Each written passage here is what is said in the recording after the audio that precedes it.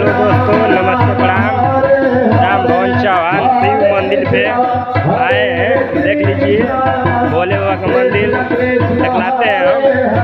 देख लीजिए like comment, इधर हर कीर्तन हो रहा है। राम राम हरे हरे हरे कृष्णा कृष्णा हरे हरे।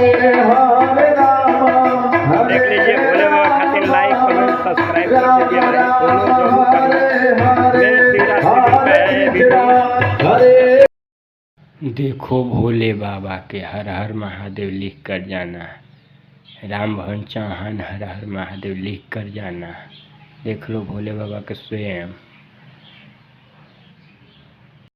लीजिए यहाँ पे बहुत विशाल सा मेला लगता है, ठीक है ना। भोले बाबा के यहाँ बहुत विशाल सा मेला लगता है। ये जगह पूरा दिया गया है मेला के लिए। सभी लोग देख लीजिए, इधर हर कीर्तन हो रहा है, ठीक है। हरे राम राम राम हरे हरे हरे कृष्ण